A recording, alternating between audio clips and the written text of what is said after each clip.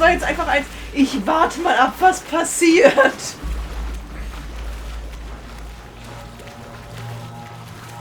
Der braucht schon Eisschollen, wenn er Fische hat. Eben. Mädel, komm. Eisbären haben leider den Vorteil, die frieren, die saufen nicht direkt ab im Eiswasser.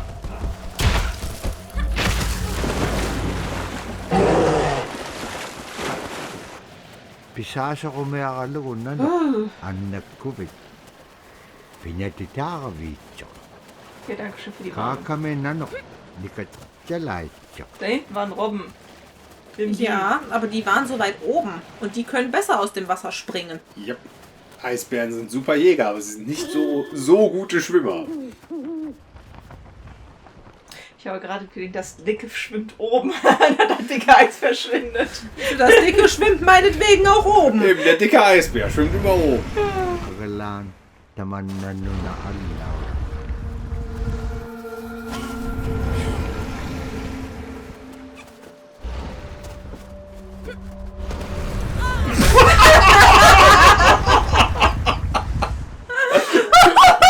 Ich hab's kommen sehen. Ich nicht. Und wäre mir aber auch passiert. Oh, schöne Lücke. Flatsch.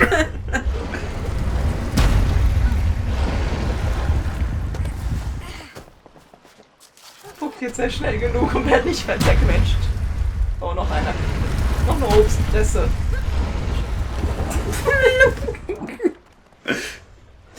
Luktalanit. Ano ba yak? Immerhin weißt du jetzt, wie es nicht geht und wie es geht. Ja, ja. Eben der Fuchs hat dir das sehr schön vorgemacht, wie das geht.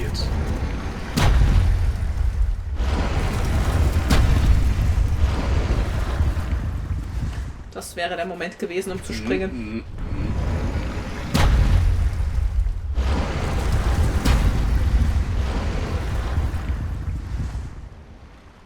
Das wäre der Moment gewesen.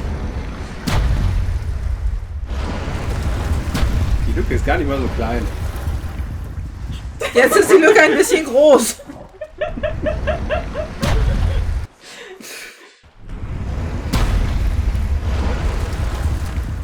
Hey, dafür kann sie den schon ganz gut. Ja. Jetzt versteckt sie sich im Windschatten. Lass mich im Windschatten. Das Mädchen verstecken. drückte das Gesicht ins Eis. Wenn sie Spaß dran hat. Ich wollte eigentlich den Sand in den Kopf stecken, aber wir sind in der Arktis. Also, Ich finde es auch gut, dass sie den Sand in den Kopf stecken wollte. ja, natürlich. Verdammt. Da kam der Fußballfan in mir durch. Ah, okay, ich habe da eine Lücke, wo ich stehen kann, ohne zerquetscht zu werden. Jo. Ja, das ist schon mal sehr praktisch. Dann vorne ist wieder die nächste. Ja.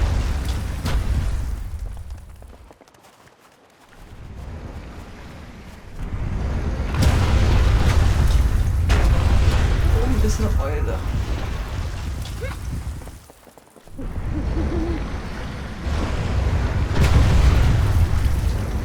Nein. Die kalte Wahrheit. Ich wollte gerade sagen, die kalte Wahrheit ist, wo ist ins Wasser gesprungen. Nein. Die kalte Wahrheit ist, der Fuchs ist der Tote. Oh Gott.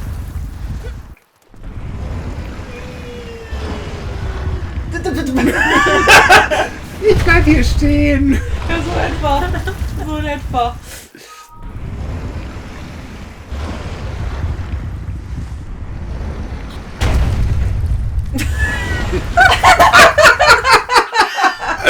Armes Fuchs.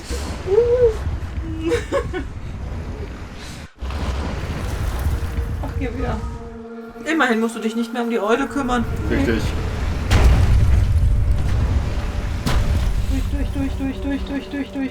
Durch, stopp.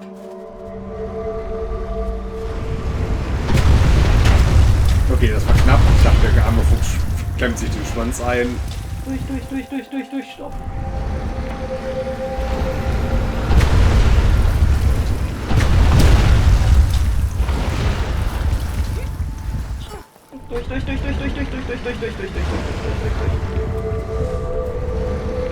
Rüber. So, Suche was als nächstes. Ich musste ja fragen. Ich sehe noch nicht, was passiert. Bosskampf. Irgendwann. Guck mal, der Fuchs kann da hoch. Würde ich auch sagen.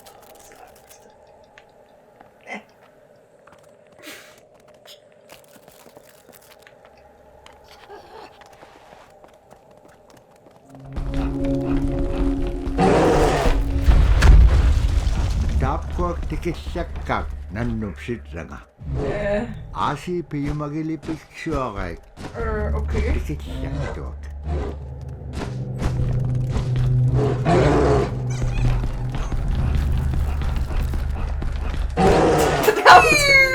Das ist nicht so einfach. Der Fuchs fiel den Bären auf den Kopf.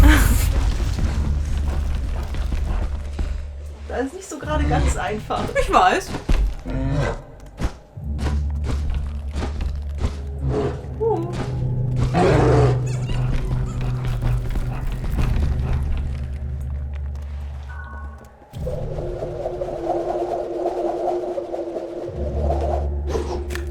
Da!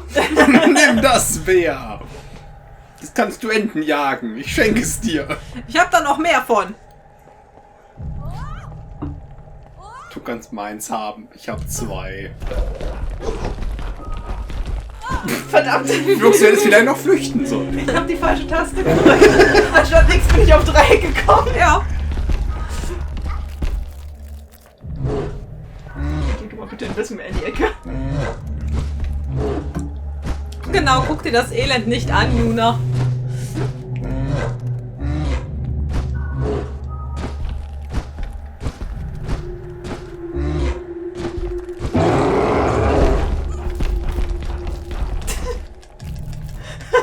Kreativer Art zu flüchten. Ja.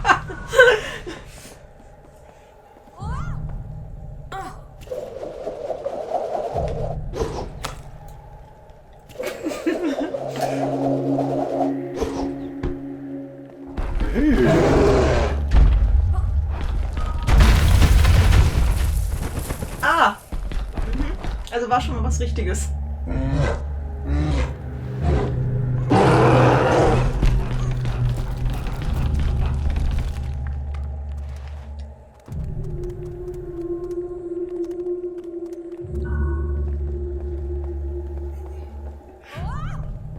Das Stimme ist, ich mag Eisbären. Und der sieht so unglaublich putzig aus.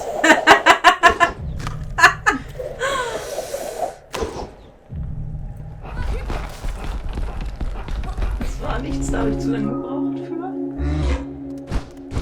Hallo.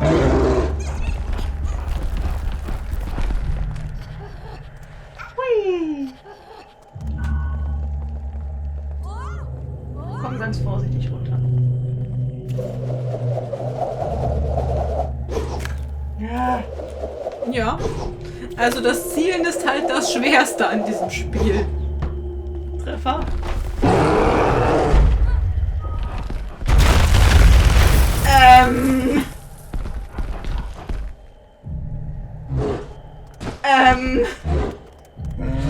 Das soll doch funktionieren. So. Okay. Aber ich glaube, ich habe eine Idee, was die von mir wollen. Nicht das. Das schon mal nicht. Sie wollen von dir, dass du stirbst. Oh ja, aber du fängst da wieder an. Das ist cool. Das ist sehr freundlich, danke. Kuckuck.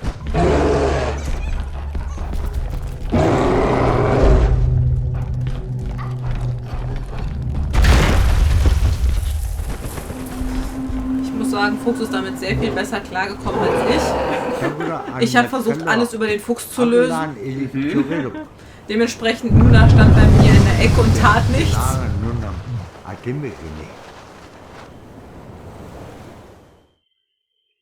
Hey, 3 neue Einblicke. Wir kriegen kein Zitat. Es ist ein Wal. Guck dir die Einblicke an. Gestrandet.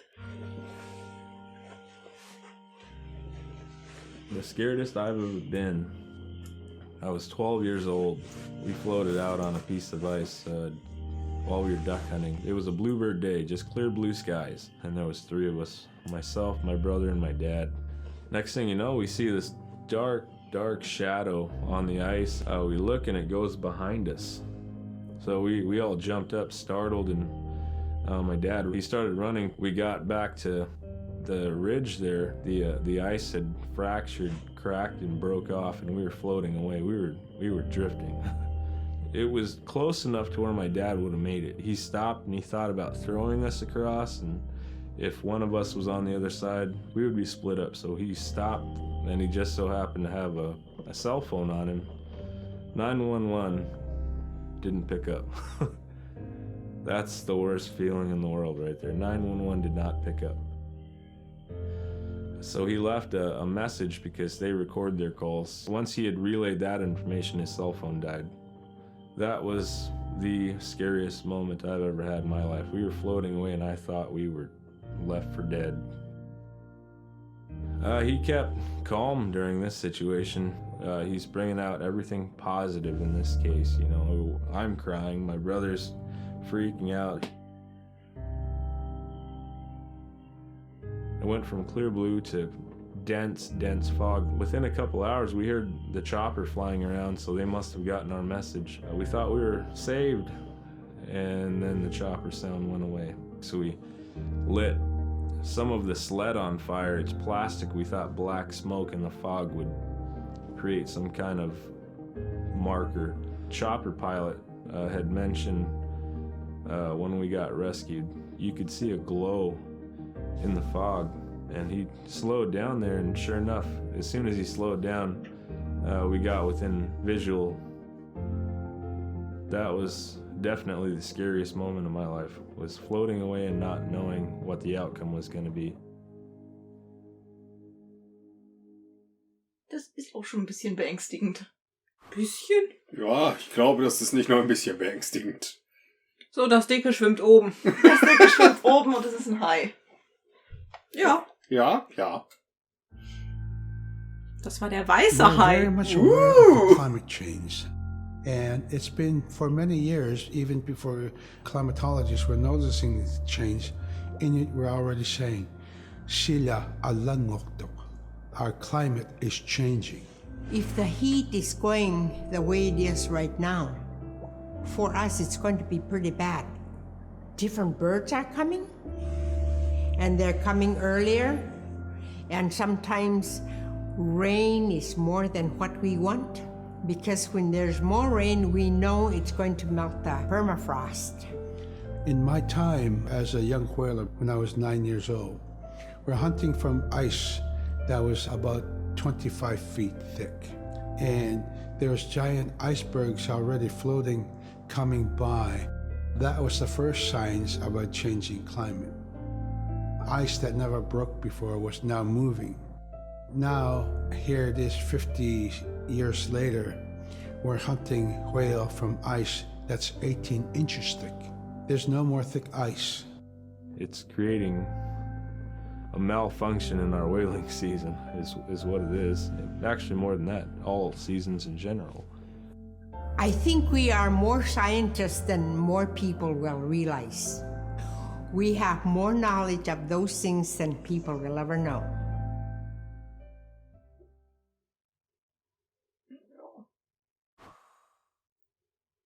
Ein Mädchen und ihr Nanook.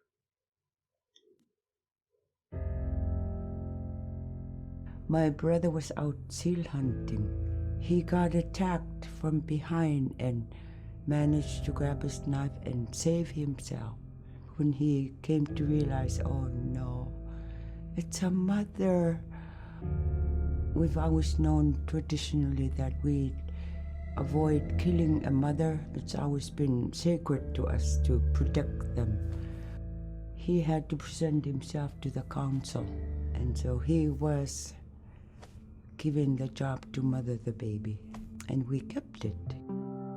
It got so big it went over the barricade one day and got to the dog food, and that was an indication that, brother better go teach it how to survive on its own. So he did. I really got attached to the bear because I more or less grew up with it. And some days when brother took him walking, once in a great while he'd put me on the bear and I would ride on it like a horse. I was just happiest little girl in the world.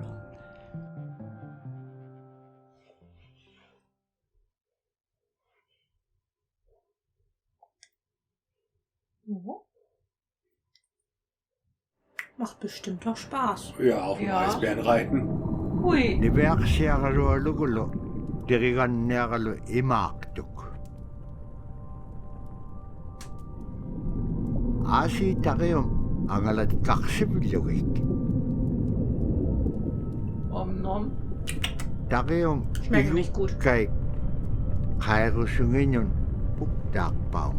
Ara kanohurik taima ipingitpak. Muss ich jetzt Wasser blasen oder Luftlöcher jagen? Verschluckt. Ja. Kunosayuka war bei klarem Wetter ein guter Jäger. Doch der Schneesturm war einfach keine gute Zeit für die Jagd. Wahre Worte. Nein, du musst dich nicht um den Sauerstoff kümmern. Wäre da, glaube ich, auch ein bisschen schwer.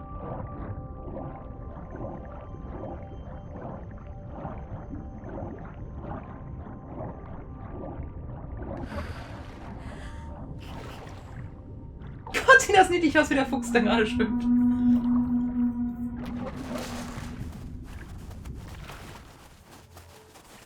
Und der Fuchs denkt sich auch so, aha, mein Leiden amüsiert dich also. Okay, da geht's wieder runter. Da oben war ein Geist. Ich schaue mich mal erstmal um.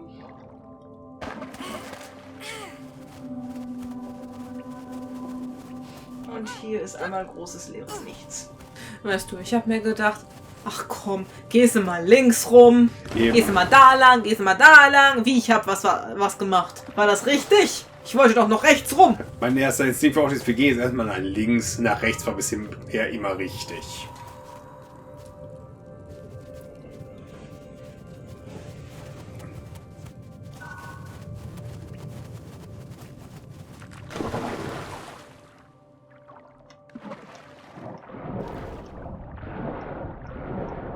Gedrückt halten, Fuchs.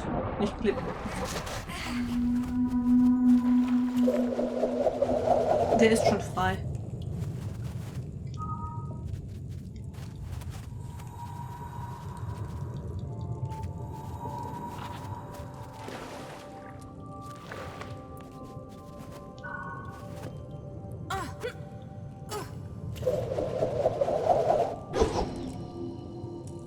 Schön, wie das Ding da hoch. Klatsch. Wie gut, dass du eine unglaubliche Batterie davon hast.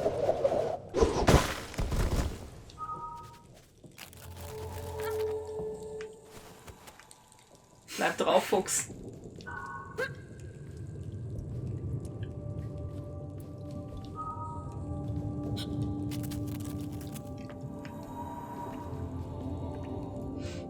Jetzt dachte ich schon, sie springt da wieder drüber. Ja. Nein.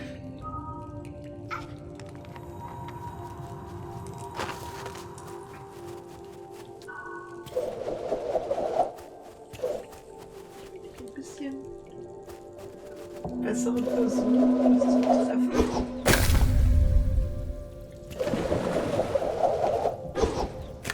Ich wollte gerade sagen, das Teil ist so groß, den zu verfehlen wird schwer. Und dann treibst du daneben. Du unterschätzt mich. Yay, eine kalte Dusche. Oh Gott. Klatsch.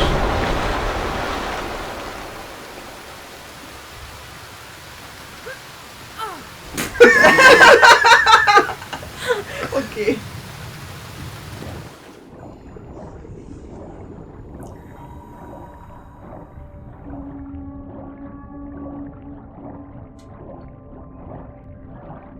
Blubber die Blub.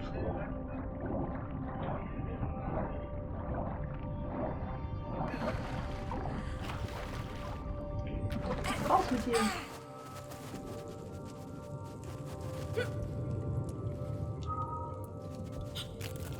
4 Hände. Und ein großes Bein. Es hat 2 Beine. Nur einen sehr langen, sehr dürren Körper.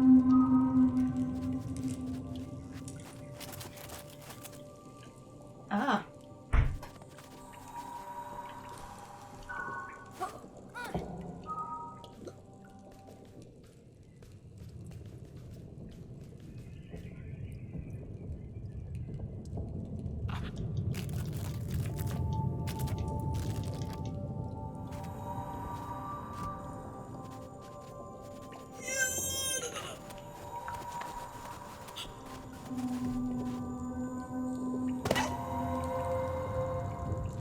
Das Teil ist hängen geblieben da oben. Ja.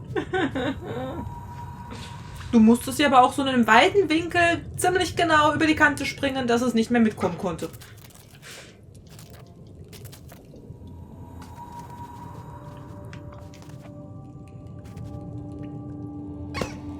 Plopp! Das ist ein Quietschentchenfuchs.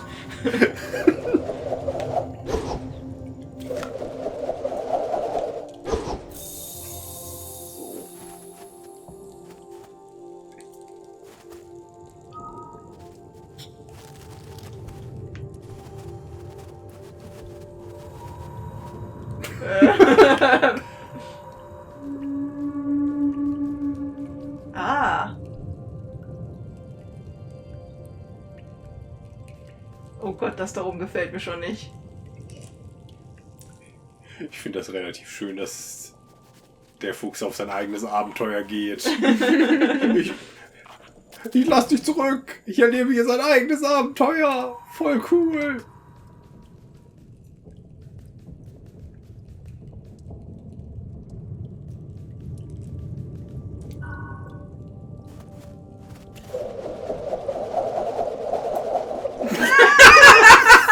Ich hab's erwischt. Hervorragend. Darfst wieder zurückkommen.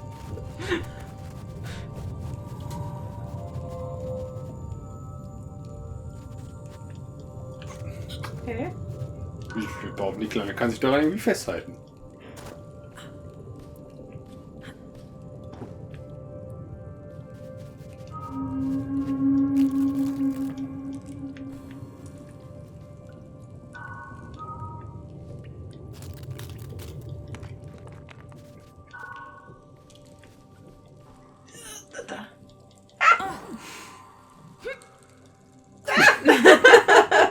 Ja, dann musst du es wohl noch mal runterlocken.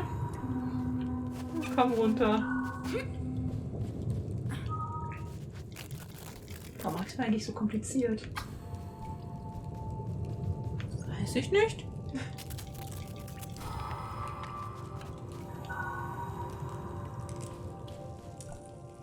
Ist da.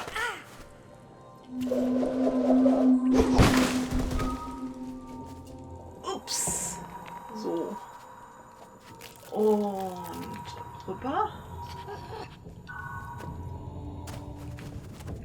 Bitte einmal rauf.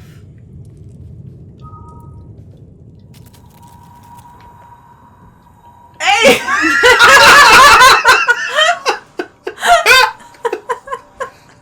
Wie sie jetzt so ganz schockiert die Augen oder so. Was?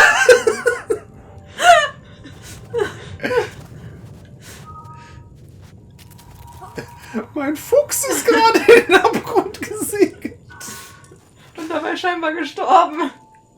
Tja. Bong.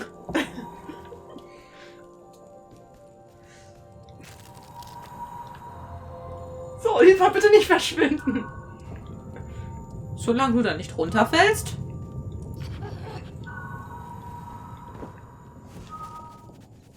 Er ist verschwunden, als ich mit dem Fuchs da überhaupt hoch wollte. Ja, du hast dich zu weit davon entfernt.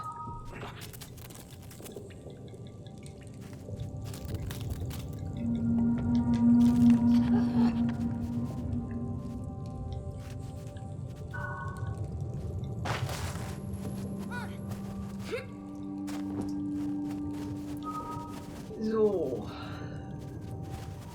Ich wollte gerade sagen, wie machen wir das jetzt? Wie kommt das Vieh runter? Das kommt schon von alleine runter.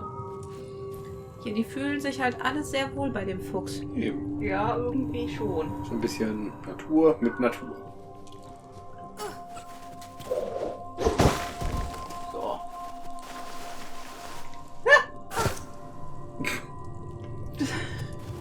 Ja, ne? Also dieser Fuchs ist einfach besser.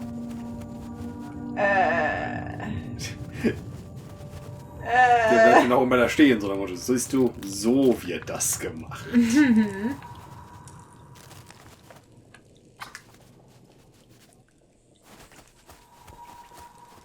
Also ich bin hier auf der Route vom Fuchs, okay.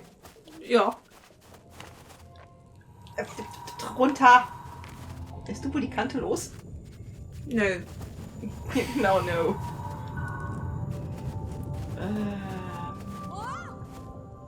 Ja, du musst da jetzt leider mal runter, Mädel.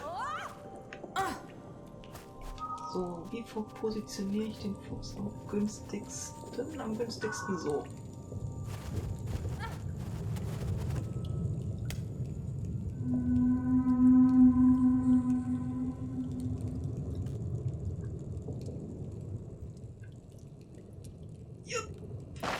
So. Ich kann mir nicht helfen, ich finde die irgendwie niedlich. Hey!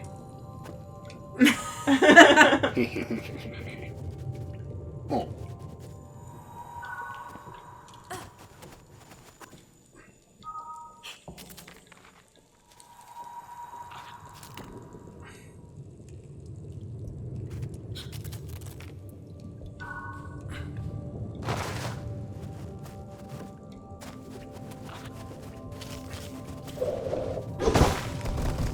So, jetzt kann der Fuchs auch wieder hier hochkommen. Ja. Ach, da geht's weiter.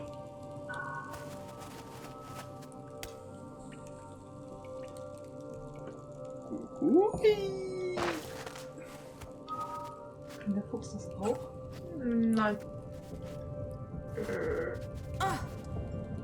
Bist du eigentlich dumm? Ja. Nein.